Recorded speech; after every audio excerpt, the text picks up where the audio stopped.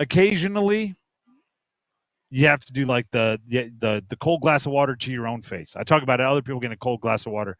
I think I was pretty negative yesterday based on Jonathan Brooks and Xavier Legette not practicing in the mandatory minicamps. You're a little concerned, to say the least. I was shocked. The visual of them walking in, anyone that's ever played football before, the guys that walk in that can't practice, you call them the walking wounded. Them walking in as the walking wounded was startling. But there is one shiny new toy that is practicing. Diontae Johnson. And there, I take it with a grain of salt. You can say it's practice. You can say there's no pads. You can say there's no live defense. You can say all you like. But let's not act like the corners and wide receivers are out there like in fisticuffs in season. There's a certain level of there's one part of the game that does translate, and that would be the ball in the air, right? Because you can't really make contact. It's pass interference. There is physicality, but shoulder pads aren't really. You're not laying your shoulder into somebody to like press them on the line. So Diontae Johnson has been making plays, and I think that is something that should be music to the ears of Panthers fans. So I'm back to level. As concerned as I am with Xavier Legette, hamstring guy. I'm equally as happy that Diontae Johnson is having, by all accounts, a very, very good offseason. OTAs, becoming a leader, learning the playbook, vibing with Dave Canales, vibing with Bryce Young, and now making plays at mandatory minicamp.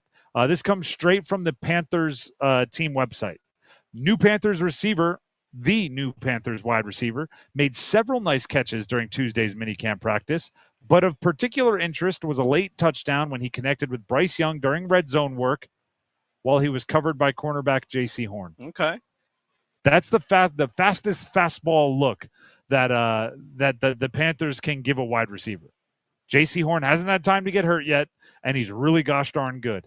So putting him out there on Diontae Johnson, that's the biggest test you can get from the Panthers defense as the wide receiver, aside from maybe like J.C. Horn with Xavier Woods over the top, like a double team, which isn't probably fair because then you would just go somewhere else with the ball.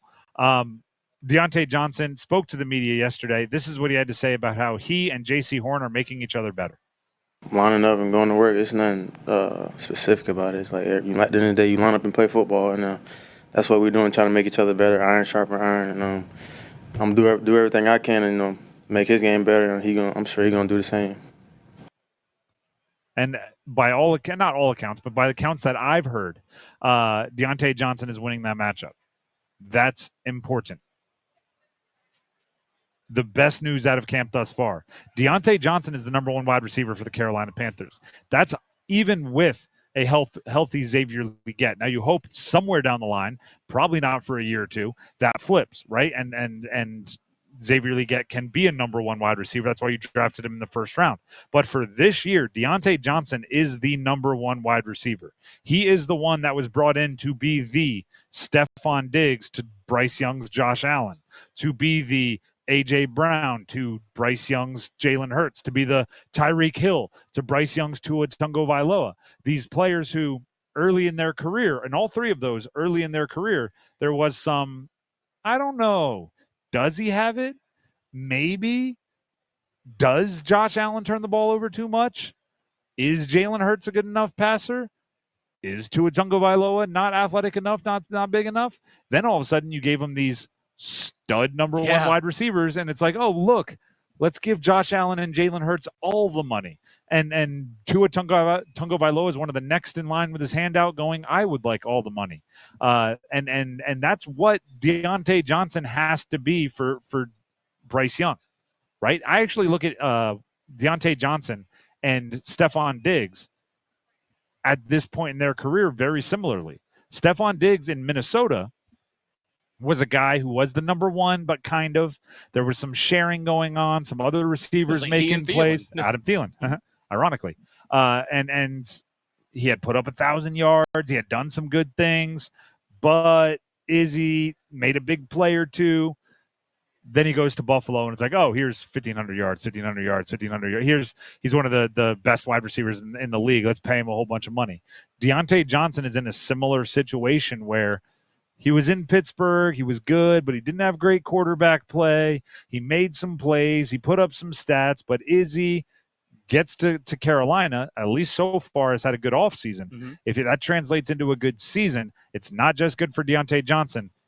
It's good for Bryce Young, and that's good for the Panthers. You're also a contract year Diontae Johnson, too. Also contract so year. So he's like, I'm trying to prove it out there. Like, hey, I've seen a bunch of these guys making 25, 30, 35 million a year. I want a cut of that, too. And the way and I hope he realizes this, the way he makes himself the most valuable on the open market, or even to where he'll never hit the open market because the Panthers are going to go, we're going to lock you up well before that.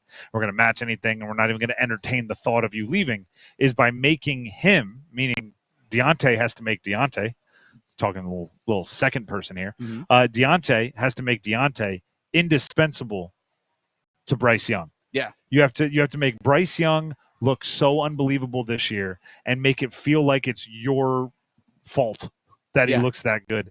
Then the Panthers are not only going to pay you what they would pay a receiver, they're going to pay you what they'd pay a muse for their former number one overall pick quarterback, right? The soothsayer for their number one overall pick quarterback. Diontae Johnson, again, spoke with the media. He talked about Bryce Young. This is what he had to say was one quality about Bryce that stands out.